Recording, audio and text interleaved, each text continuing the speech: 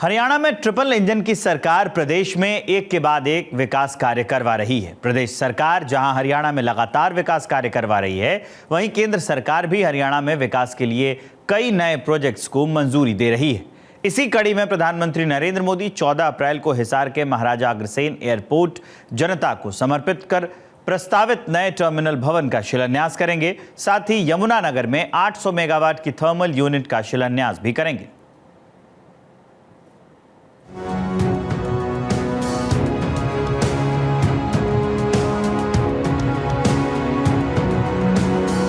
मुख्यमंत्री नायब सिंह सैनी ने कहा कि प्रधानमंत्री नरेंद्र मोदी के नेतृत्व में विकसित भारत के विजन को साकार करने की दिशा में हरियाणा तेजी से आगे बढ़ रहा है।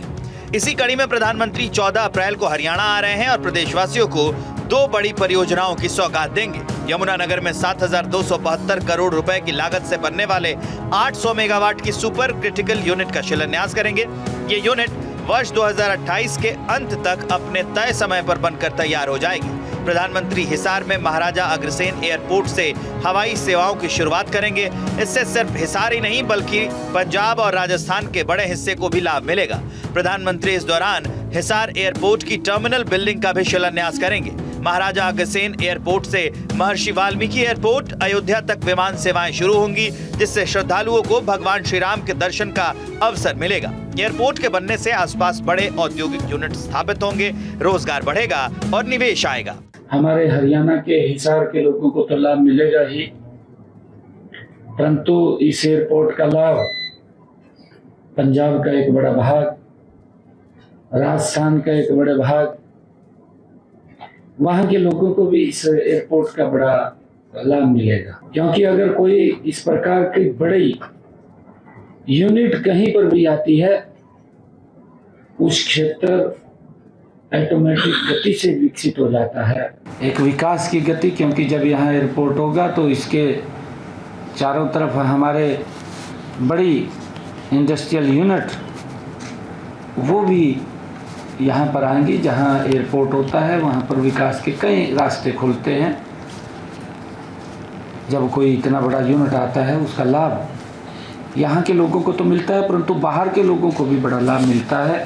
प्रधानमंत्री नरेंद्र मोदी के 14 अप्रैल के प्रस्तावित दौरे को लेकर मुख्यमंत्री नायब सिंह सैनी ने महाराजा अग्रसेन एयरपोर्ट पर तैयारियों का जायजा भी लिया। मुख्यमंत्री ने प्रशासनिक अधिकारियों के साथ बैठक कर प्रधानमंत्री के दौरे को लेकर किए गए प्रबंधों की गहनता से समीक्षा की। इस अवसर पर लोक निर्माण मंत्री रणबीर गंगवा, विधायक श्रीमती सावित्री जिंदल, रणधीर पनिहार सहित वरिष्ठ अधिकारी उपस्थित रहे। मुख्यमंत्री ने कहा कि कार्यक्रम में सभी व्यापक प्रबंध करना सुनिश्चित किया जाए, साथ ही आमजन को भी कोई दिक्कत ना हो, इसके लिए वैकल्पिक सड़क मार्गों की व्यवस्था होनी चाहिए। आदरणीय प्रधानमंत्री जी आ रहे हैं, उस बैठक के अंदर अधिकारियों के साथ जायजा लिया है। भारी संख्या में लोग यहाँ पर आदरणीय प्रधानमंत्री जी का स्वागत करने के लिए आएंगे। एक एक बारीक से बारीक चीज़ को हमने ध्यान से देख करके उसके दिशा निर्देश दिए हैं कि किसी प्रकार की कोई भी कमी किसी भी पॉइंट पे ना रहे, उसको लेकर के हमने बारीकी से उसके ऊपर चर्चा की है। महाराजा अग्रसेन एयरपोर्ट से महर्षि वाल्मीकि एयरपोर्ट पर फ्लाइट उतरेगी और इसी फ्लाइट से भगवान श्री राम के भव्य और दिव्य दर्शन भी करने का अवसर मिलेगा। मुख्यमंत्री नायब सिंह सैनी ने कहा कि लोगों की सुविधा के लिए कार्यक्रम स्थल पर पर्याप्त स्वच्छ पेयजल, शौचालय और पंखों इत्यादि की व्यवस्था होनी चाहिए। कार्यक्रम में प्रदेश के कई जिलों से लोग शामिल होने जा रहे हैं, इसलिए किसी भी व्यक्ति को कोई परेशानी नहीं होनी चाहिए। उन्होंने निर्देश दिए कि वाहनों की पार्किंग के लिए प्रत्येक जिले के लिए अलग पार्किंग स्थल निर्धारित किए जाए। आदरणीय हमारे CR पाटिल जी जो केंद्रीय जल शक्ति मंत्री हैं, उन्होंने अपना योजना का इसका शुभारंभ भी हरियाणा से किया कि बरसात का एक पानी भी वेस्टेज न जाए, क्योंकि हमारे सामने आने वाले समय के अंदर पानी की समस्या न रहे। जो मैंने फ्यूचर डिपार्टमेंट की बात कही है, ये उसी के अंदर है। ये एरिया जो जिसके अंदर हम बैठे हैं, इस एरिया के अंदर अटल भू जल योजना के तहत तालाब बनाने का काम मुख्यमंत्री ने कहा कि एयरपोर्ट परिसर में वन्य जीव नहीं होने चाहिए। अगर कोई वन्य जीव यहाँ अब भी मौजूद है तो उसे तुरंत पकड़कर उचित स्थान पर पहुंचाना सुनिश्चित करें। मुख्यमंत्री ने अधिकारियों को निर्देश दिए कि सभी व्यवस्थाओं को दुरुस्त रखने के लिए निरंतर कार्य किए जाएं। आज हरियाणा के अंदर रोड का इंफ्रास्ट्रक्चर देखिए। आज हरियाणा के अंदर हमने अपने बजट के अंदर घोषणा किया, हर 10 किलोमीटर के ऊपर मॉडल संस्कृत स्कूल बनेगा बच्चों की एजुकेशन के लिए।